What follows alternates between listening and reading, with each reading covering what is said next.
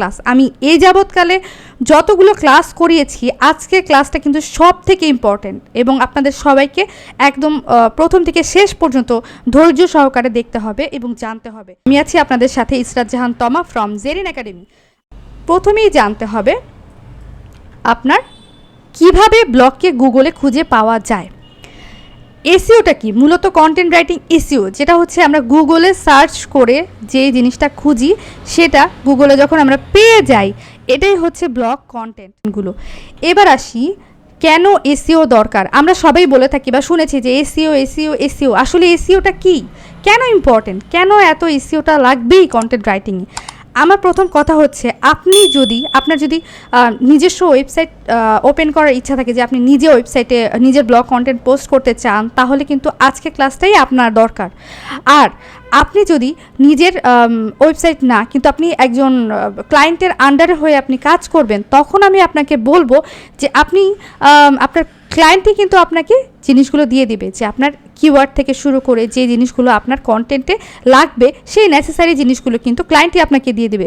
কিন্তু তারপরও আপনি যদি ক্লায়েন্টের উপর ডিপেন্ডেন্ট না হয়ে নিজেই ইন্ডিপেন্ডেন্ট হতে চান, নিজের কন্টেন্ট লিখে নিজে সেই ব্লগ আপনার নিজস্ব ওয়েবসাইটে পোস্ট করতে চান, তাহলে আমি বলবো আপনার এসইও জানা সব থেকে বেশি দরকার। তাই চোখ কান খোলা রাখুন এবং আজকে ক্লাসটি মনোযোগ সহকারে দেখুন। বেশি পাঠক আপনার লেখা পড়বে, এই জন্য দরকার। গুগল সার্চ থেকে ফ্রি ট্রাফিক আসবে, এই জন্য আপনার এসইও দরকার। ব্র্যান্ড অথরিটি তৈরি হবে। ব্র্যান্ড অথরিটি মানে কি? যখন একটা ওয়েবসাইটে আপনি কাজ করতে করতে সেটা একদম পরিচিত হয়ে গেল, অনেক রিনাউন্ড হয়ে গেল, যেমন এরকম অনেক পপুলার কিছু ওয়েবসাইট আছে বাংলাদেশে। আমি আজকে একটা এক্সাম্পল দিয়ে আপনাদেরকে পুরো ক্লাসটা দেখাবো, সো দেখতে হবে। লাস্ট হচ্ছে অ্যাফিলিয়েট ফ্রিল্যান্স ইনকাম বাড়বে, সেই জন্য আপনার এসইও দরকার। তো এগুলো হচ্ছে মূল কথা। এবার আসি blog post SEO. Blog post SEO কীভাবে করব? এটা অনেকেরই একটা কোয়েশ্চেন, আসলে ব্লগ পোস্ট এসইও কীভাবে করব।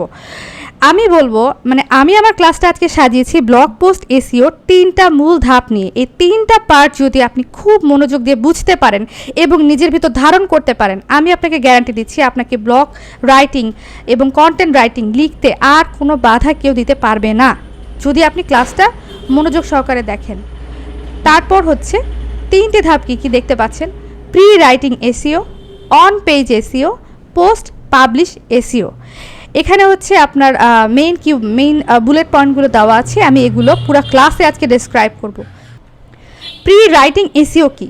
প্রি রাইটিং এসইওতে হচ্ছে কিওয়ার্ড রিসার্চ, তারপর হচ্ছে search intent, competitor content, gap check, এই জিনিসগুলো কিন্তু এর অংশ।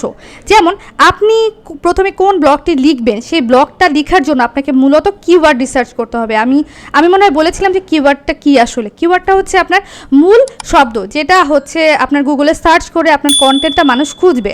হ্যাঁ, তো এটা রিসার্চ করার জন্য কিছু টুল আছে, যেমন আমি বাংলার জন্য বলবো উবার সাজেস্ট, তারপর হচ্ছে ইংলিশের জন্য হচ্ছে SEMrush।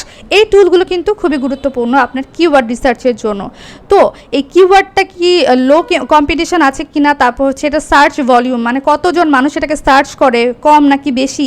সো এই জিনিসগুলো আপনার ওই টুলের মাধ্যমে আপনি বুঝতে পারবেন। সো এগুলো আমি পরবর্তীতে আপনাদের ডিটেলস দেখিয়ে দিব। সো এটা গেল কিওয়ার্ড রিসার্চের ব্যাপার।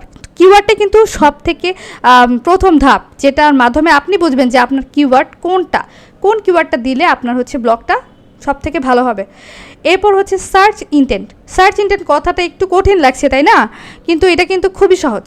আপনি খেয়াল করেন, সার্চ ইনটেন্ট বলতে মূলত বোঝায় যে কোন ধরনের কন্টেন্ট, কোন ধরনের ব্লগগুলো মূলত সার্চ করা হয় গুগলে। সেটা কি আপনি ইনফরমেশনের জন্য, মানে কোনো কিছু জানতে, ধরেন হোয়াট ইজ কন্টেন্ট রাইটিং, এটা জেনে এটা জানতে চেয়ে কেউ গুগলে সার্চ করলো। তারপর কোনো কিছু কেনার জন্য, যে কেউ হচ্ছে গিয়ে একটা আইফোন কিনতে চায়, সে এটার ইনফরমেশন জানার জন্য হচ্ছে সেটার ইনফরমেশন জানার জন্য আপনার গুগলে সার্চ করলো। তারপর হচ্ছে কম্পেয়ার বলতে বোঝানো যায় যে আমরা কোনো একটা কিছু কিনতে যাচ্ছি, কিন্তু সেটার একটা রিভিউ দরকার, যে কোনো কিছু রিভিউ আপনার দরকার, সেই রিভিউর জন্য হচ্ছে আপনি সার্চ করলেন গুগলে। তো এই জিনিসগুলোকে মূলত কিন্তু সার্চ ইন্টেন্ট বলে।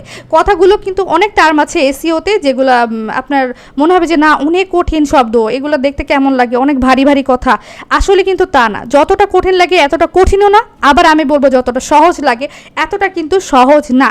তাই যেই টার্মগুলো আছে যখন আপনি জিনিসটার মূল অর্থ বা কথাটা বুঝতে পারবেন তখন দেখবেন আপনার কাছে জিনিসটা বুঝতে খুবই সহজ লাগবে।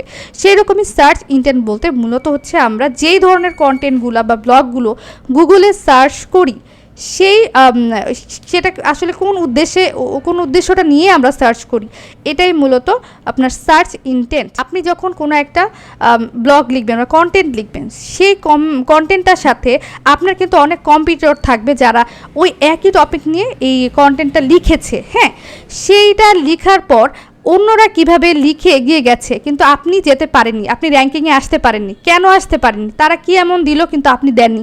এই জিনিসগুলোর মধ্যে, এই দুইটা ব্যাপারের মধ্যে যে গ্যাপগুলো আছে সেই গ্যাপটা আপনাদের একদম আইডেন্টিফাই করতে হবে, যাকে বলে কম্পিটিটর কন্টেন্ট গ্যাপ চেক। আমি উদাহরণস্বরূপ আপনাদেরকে দেখাচ্ছি। আমি আগে কিন্তু আপনাদের জন্য ওয়েবসাইট একদম নামিয়ে রেখেছি, যেমন হচ্ছে এই ধরেন এটা হচ্ছে সাজগোজ.com। আমরা অনেকেই হয়তো শুনেছি সাজগোজ.com-এর কথা। এটা কিন্তু খুব পপুলার একটা ওয়েবসাইট। সো এটা একটা মূলত ই কমার্স ওয়েবসাইট। এখানে তারা অনেক ধরনের প্রোডাক্ট সেল করে। তারই একটা ব্লগ সেকশন হচ্ছে এইটা সাজগোজ। সো এখানে মেয়েদের beauty tips, makeup, style, review এইসব জিনিস নিয়ে আপনাদের হচ্ছে অনেক ব্লগ কন্টেন্ট লেখা। মূলত তাদের এখানে একটা শপ সেকশন আছে, এটার মাধ্যমে তারা প্রোডাক্টসগুলো সেল করে। সো আমি আপনাদের সুবিধার্থে জানানোর জন্য বা দেখানোর জন্য এই একটা সেকশনে যাচ্ছি, যেমন ত্বকের যত্ন।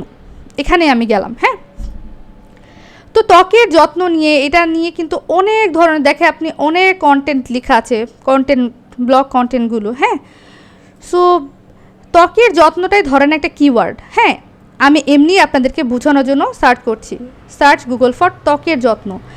দেখেন এই ত্বকের যত্নতে তারা কয় নাম্বারে আছে, এই যে দেখেন 5 নম্বরে কিন্তু সাজগোজ.com আছে। মূলত গুগলে 1 থেকে 10-এর মধ্যে যে কন্টেন্টগুলো থাকে সেগুলো র্যাঙ্কিংকে প্রথম দিকে বলা হয়। সো সাজগোজ কিন্তু 5 নম্বরে আছে ত্বকের যত্নের জন্য। যখন আমি ত্বকের যত্ন নিয়ে সার্চ করলাম, তাদের স্কিন কেয়ার টিপস, ত্বকের যত্ন পরামর্শ, এই কন্টেন্টটা কিন্তু শো করছে। তাহলে তাদের এই জিনিসটা একটা অথরিটি পেয়েছে। আমি কিছুক্ষণ আগে কিন্তু একটা কথা বলেছিলাম যে আপনার অথরিটি বাড়বে এসইও করলে। সো ওরা এতটা এসইও করে এত কন্টেন্ট, ব্লগ কন্টেন্ট তারা আপলোড করেছে, যার কারণে এই নর্মাল একটা আমি জাস্ট ত্বকের যত্ন কিন্তু এটা কোনো ছিল না, ব্লগ কন্টেন্ট ছিল না, এটা ছিল তাদের টপিকটা। আমি কিন্তু এটা দিয়ে সার্চ করার পরে তাদের কন্টেন্ট অটোমেটিক্যালি র্যাঙ্কে চলে আসছে। তাহলে বুঝতে হবে এটা একটা অথরিটি ওয়েবসাইট, কারণ এটা নিয়ে অনেক কন্টেন্ট লেখা হয়েছে, অনেক পুরাতন একটা ওয়েবসাইট। আপনি যখন এরকম কাজ করতে থাকবেন একটা সময় গিয়ে আপনারটাও অনেক বেশি অথরিটি স্কোর বাড়বে, কিন্তু তার জন্য দরকার এসইও জানা। সো আজকে ক্লাসটা দেখতে থাকুন আর এসইও সম্পর্কে জানুন। তো দেখলেন আমি এই কন্টেন্টটাতেই গেলাম, স্কিন কেয়ার টিপস, ত্বকের যত্ন পরামর্শ। এই যে প্রথম কন্টেন্টটা কি দেখাচ্ছে, ত্বকের দাগছোপ দূর হবে যে কোনো একটি উপাদান ব্যবহার করলেই। এই ব্লগটাতে আমি গেলাম, ব্লগ কন্টেন্টটাতে। হ্যাঁ, সো ত্বকের দাগছোপটা ধরে নিলাম তাদের মূল কিওয়ার্ড। এটাই যদি তার মেইন কিওয়ার্ড হয়, যেটা হবে অন পেজ এসইও। আমাদের দ্বিতীয় ধাপ, অন পেজ এসইওর মধ্যে কি কি থাকে এখানে বেরিয়ে আসবে আসলে তারা কন্টেন্টের জন্য কি কি করেছে। সো টাইটেল হচ্ছে মেইন কিওয়ার্ড থাকতে হবে আপনার টাইটেলের মধ্যে, যেটা আপনার হেডিং 1 একদম প্রথম হেডিং, সেখানে আপনার মেইন কিওয়ার্ড থাকতে হবে। তারপর আসছি আমরা সাব হেডিংয়ে হচ্ছে আপনার হেডিং 2, হেডিং 3 এগুলো লিখতে হবে, যেখানে আপনি টপিক ভেঙে ভেঙে দিবেন। এবং মেটা ডেসক্রিপশন কি সেটাও আমি বলছি, ইমেজ অল্টার টেক্সট কি সেটাও বলছি, শর্ট ইউআরএল কি এটাও আমি বলছি। টাইটেল তো আপনি বুঝতেই পাচ্ছেন, দেখেন এটা হচ্ছে টাইটেল। আপনার এই কন্টেন্টটারই আমি এক্সাম্পল দিচ্ছি, এই যে এটা হচ্ছে টাইটেল, ত্বকের দাগছোপ দূর হবে যে কোনো একটি উপাদান ব্যবহার করলেই, এটা হচ্ছে আপনার টাইটেল। আর এই মেইন কিওয়ার্ড হচ্ছে ত্বকের দাগছোপ, যেটা আপনার টাইটেলে প্লেস করা হয়েছে। এইবার আসি কি বলা হয়েছে, সাব হেডিং। সাব হেডিং হচ্ছে H2 H3, এগুলো সাব হেডিং কোনগুলো দেখেন, আমি দেখিয়ে দিচ্ছি। এই যে সাব হেডিং, ত্বকের দাগছোপ কমিয়ে আনবো কিভাবে, তারপর হচ্ছে এই যে আপনার ভিটামিন সি,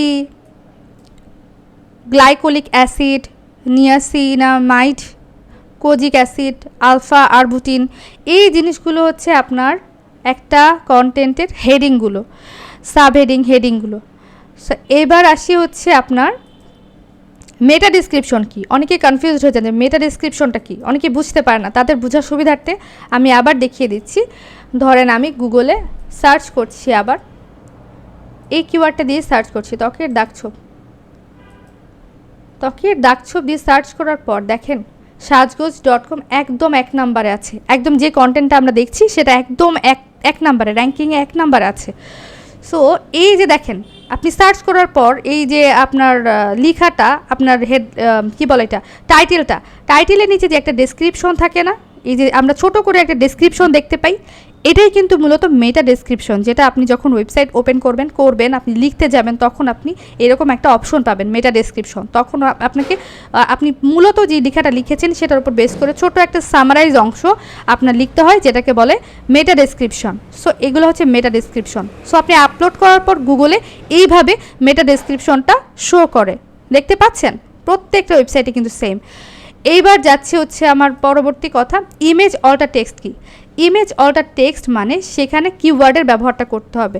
তো আপনার মেইন কিওয়ার্ড যদি ত্বকের দাগছোপ হয়, সেইটা আপনার এক ইমেজের মধ্যে আপনার প্লেস করতে হবে। ধরেন তারা একটা ইমেজ দিয়েছে, তারা এই ইমেজটা দিয়েছে, সেই ইমেজের ভিতরে আপনি যখন পোস্ট করবেন ওয়েবসাইটে, তখন ইমেজের মধ্যে একটা ইমেজ অল্টার টেক্সট অপশন থাকে, সেখানে আপনার মূল কিওয়ার্ডটা ত্বকের দাগছোপ এই কথাটা লেখা আছে বা লিখে দিতে হবে। সো তারপর হচ্ছে শর্ট ইউআরএলের মধ্যেও কিন্তু আপনার কিওয়ার্ডটা প্লেস করতে হবে। ইউআরএল কোনটা, এই যে ত্বকের দাগছোপে যখন আমি গেলাম, ইউআরএলটা আমি আবার গেলাম, যাওয়ার পর দেখেন ওরা ইংলিশে দিয়েছে যদিও, ফেস ডার্ক স্পটস, হ্যাঁ ত্বকের দাগছোপ কথাটা বাংলায় না দিয়ে ইংলিশে দিয়েছে, কিন্তু এই কিওয়ার্ডটাই কিন্তু প্লেস করে দিয়েছে তারা ইউআরএলে। এটাকে কিন্তু ইউআরএল বলে, এই যে আমরা যেটাকে ইউআরএল বলি, হ্যাঁ এই লিঙ্কটা। আচ্ছা এবার গেল, যদি কারো কোয়ারিজ থাকে তাহলে আমাকে কমেন্টে নক করবেন বা আমাকে জিজ্ঞাসা করবেন যে আপনি কোন জিনিসটা বুঝতে পারেনি, আমি সবসময় রেডি আছি বোঝানোর জন্য। তারপর হচ্ছে একদম শেষ ধাপ, পোস্ট পাবলিশ এসইও কি। এখানে কি বলেছি আমি, এটা একদম সর্বশেষ ধাপ, যেখানে হচ্ছে আপনার ব্লগটা আপনি লিখে শেষ করার পর সেটাকে আপনি কি করবেন, কিভাবে স্প্রেড করবেন আর কোন জিনিসগুলো আপনাকে করতে হবে। ইন্টারনাল লিঙ্ক হচ্ছে আপনারই কন্টেন্টের মধ্যে, ওয়েবসাইটের মধ্যে আপনি হচ্ছে আপনার অন্য কোনো ব্লগের হচ্ছে লিঙ্ক আপনি সেই কন্টেন্টের মধ্যে দিয়ে দিবেন। তারপর হচ্ছে ব্যাকলিঙ্ক হচ্ছে যেটা আপনার ওয়েবসাইট অথরিটি বাড়ায়, যেমন গেস্ট পোস্ট কি, ধরেন ফর এক্সাম্পল প্রথম আলো তো খুবই রিনাউন্ড একটা ওয়েবসাইট, আমরা সবাই জানি। সো প্রথম আলোকে গিয়ে ওখানে ধরেন হচ্ছে একটা অপশন আছে গেস্ট পোস্ট অপশন। তো এখানে আপনি একটা নিজের তাদের হয়ে একটা পোস্ট, আপনি একটা কি বলে কন্টেন্ট লিখে আপনি ওখানে পাবলিশ করে দিলেন, তাহলে আপনার একটা কন্টেন্ট, আপনার ওয়েবসাইটের একটা কন্টেন্ট সেখানে পাবলিশ হয়ে গেল, এটা একটা ব্যাকলিঙ্ক। তারপর আউটরিচ দেখতে কঠিন লাগলেও আউটরিচটা খুবই সহজ। যেমন ধরেন প্রথম আলোকে আপনি একটা ইমেল করলেন যে আমি আপনার ওয়েবসাইটে আমি একটা কন্টেন্ট লিখতে আগ্রহী। সো তখন সে যদি অ্যাপ্রুভাল আপনাকে দেয়, আপনি তাদেরকে একটা কন্টেন্ট লিখে দিবেন তাদের হয়ে, তারপর ওরা যদি সেটা পাবলিশ করে তাহলে ধরবেন আপনি আরেকটা ব্যাকলিঙ্ক পেলেন। সো এই হায়ার অথরিটি ওয়েবসাইটগুলো যখন আপনাকে ব্যাকলিঙ্ক দেবে তখন কিন্তু আপনার অথরিটি স্কোর আরও বাড়বে আপনার ওয়েবসাইটগুলোতে। সো এবার হচ্ছে সোশ্যাল মিডিয়া শেয়ার, সেটার সাথে আমরা সবাই কম বেশি পরিচিত। সোশ্যাল মিডিয়া শেয়ার কি, ফেসবুক, ইনস্টাগ্রাম, লিঙ্কডইন, সে এই জায়গাগুলোতে আপনার যে কন্টেন্টটা আপনি লিখলেন এখন সেটা স্প্রেড করে দেওয়া, সেটা সবার কাছে ছড়িয়ে দেওয়া, যেন সবাই জিনিসটা দেখতে পায়, আপনার অডিয়েন্স আরও বেশি বেড়ে যায়। আর আপনার আপডেট কন্টেন্ট বলতে কি, প্রতি মাসে আপনি 3 থেকে 6টা কন্টেন্ট যদি আপলোড করেন সেটা কিন্তু আপনার ওয়েবসাইটের জন্য খুবই হেল্পফুল হবে। সো আমি এই যে সাজগোজ দিয়ে আজকে আপনাদেরকে এক্সাম্পলটা দিলাম, আশা করি সবাই বুঝতে পেরেছেন। আর যদি না পারেন আপনি চেষ্টা করবেন জিনিসটা ক্যাপচার করার, বারবার দেখবেন ভিডিওটি, আর যদি তাও না বুঝেন আমি সবসময় আছি আপনাদেরকে অ্যান্সার দেওয়ার জন্য। তারপর হচ্ছে কমন মিস্টেক্স কী, আমরা অনেকেই কমন কিছু মিস্টেক করে ফেলি কন্টেন্ট লেখার সময়, যেমন কিওয়ার্ড স্টাফিং একই কিওয়ার্ড বেশি বেশি দেওয়া, মানে এক কিওয়ার্ড অতিরিক্ত দেওয়ার কোনো দরকার নেই। হ্যাঁ, একদম 2 থেকে 3 বার ইউজ করলেই হয় মেন কিওয়ার্ডটা। তারপর হচ্ছে লং প্যারাগ্রাফ, 4 থেকে 5 লাইন ম্যাক্সিমাম আপনি লেখার চেষ্টা করবেন। হ্যাঁ, যেমন আপনি এই যে ওদের এই কন্টেন্টটাই দেখেন, ওরা কিন্তু দেখেন এত বেশি প্যারাগ্রাফ কিন্তু করে না, এই যে 1 2 3 4টা লাইন তারা লিখেছে একটা প্যারাগ্রাফে। আপনি চেষ্টা করবেন এরকম এই ফরম্যাটটা ফলো করার। তারপর নো ইমেজেস অর এক্সাম্পলস, এইটা দেওয়া ও না, 4-5 লাইন ম্যাক্সিমাম রাখা একটা লং প্যারাগ্রাফ ঠিকই আছে। লং প্যারাগ্রাফের মধ্যে 4-5 লাইন দিলেই হবে, অতিরিক্ত লং করা দরকার নেই, মানে এটা একটা mistake. No images or example, অনেকে কী করে এই একদমই কোনো ইমেজ একদম ইউজ করে না, তারপর কোনো এক্সাম্পল দেয় না, কোনো হচ্ছে থাকে না যে আপনার যেই কন্টেন্টটা আপনি লিখলেন সেটার কোনো এক্সাম্পল বা সেটার কোনো কী বলে পরিসংখ্যান বা অন্য কিছু দিয়ে এক্সাম্পল দেওয়া। সো এই জিনিসগুলো যদি না ইউজ করেন তখন কিন্তু আপনার স্কোর কমে যায়, আপনার র্যাঙ্কিংয়ে যাওয়ার পসিবিলিটিস কমে যায়। সো চেষ্টা করবেন একদম ইমেজ ছাড়া কোনো কন্টেন্ট না দিতে, একদম একটা না দুইটা ইমেজ ইউজ করার চেষ্টা করা। তারপর ফরগেটিং সিটিএ বলতে কমেন্ট, শেয়ার, সাবস্ক্রাইব, এই জিনিসগুলো এটা যদি ভুলে যান এটাও কিন্তু আপনার স্কোর কমিয়ে দেবে, র্যাঙ্কিংয়ে যাওয়ার চান্স কমিয়ে দেবে। সো এটা একটা কী বলে একটা রিকোয়ারমেন্টস বলা যায়। সো এই কমন মিস্টেকগুলো চেষ্টা করবেন যেন না হয়। তারপর প্র্যাকটিস টাস্ক, আপনাদের সবার জন্য প্র্যাকটিস টাস্ক যেটা রাখলাম, হেলদি স্ন্যাক্স ফর কিডস, এটা চেষ্টা করবেন হচ্ছে কিওয়ার্ড রিসার্চ করে, ফ্রি টুল কিছু আছে সেগুলো ব্যবহার করার। আপনি গুগলে সার্চ করে এরকম অনেক ফ্রি টুল পেয়ে যাবেন, সো ওগুলো চেষ্টা করবেন ইউজ করার। আর যদি না পারেন তাহলে আপনি পে টুল যেগুলো আছে, যেমন আমি বলেছি উবার সাজেস্ট বাংলার জন্য কিংবা SEMrush ইংলিশের জন্য, যদি আপনি ইংলিশ ওয়েবসাইট খোলেন, সো সেই জায়গাগুলোতে আপনি ফ্রি টুলটা না ব্যবহার করলে পেইড টুল ইউজ করবেন। এরকম অনেক অনেক প্লেস আছে এখন যেখানে আপনি নক করলে আপনি অনায়াসে অল্প কিছু অ্যামাউন্ট দিয়েই আপনার কিওয়ার্ড রিসার্চ থেকে শুরু করে আপনার প্রত্যেকটা জিনিস আপনি বেনিফিটস পাবেন। তারপর হচ্ছে ব্লগ টাইটেল এবং 3টা সাবহেডিং যেটা আমি বলেছি, এইটাও আপনি এই টপিকটার উপর লেখার চেষ্টা করবেন। মূলত এটা কন্টেন্ট আপনার জন্য, সেটাকে পরিপূর্ণ SEO করার আপনি চেষ্টা করবেন। মেটা ডেসক্রিপশন যেটা আমি দেখিয়েছি সেটা 150টা ক্যারেক্টার, মানে 150টা শব্দের মধ্যে নিজে নিজে প্র্যাকটিস করার চেষ্টা করবেন। পরবর্তী ক্লাস যেটা হবে ক্লাস 10, সেটা হচ্ছে কিওয়ার্ড রিসার্চ মেড সিম্পল। আমি সিম্পল ওয়েতে কিওয়ার্ড রিসার্চ জিনিসটা কি, ফ্রি টুল কীভাবে ইউজ করা যায় এবং পারফেক্ট কিওয়ার্ড কীভাবে খুঁজে বের করা যায়, আমি এই টপিকগুলো নিয়ে একদম ডিটেলস আপনাদের সাথে কথা বলবো। সো আশা করি আজকের ভিডিওটি আপনাদের ভালো লেগেছে। আর যদি কোনো কোয়েশ্চেন থাকে, কোনো কিছু আপনি বুঝতে পারছেন না, কনফিউশন থাকে, যে কোনো সময় আমাকে নক করবেন এবং আমার চ্যানেলটি সাবস্ক্রাইব করবেন, বেল আইকনটিতে প্রেস করে পাশে থাকার চেষ্টা করবেন। সো এটা আপনাদের জন্য খুবই শুভকামনা রইল। আশা করি আজকে ক্লাসটা আপনারা সবাই অনেক বেশি এনজয় করেছেন। আসসালামু আলাইকুম এভরিওয়ান।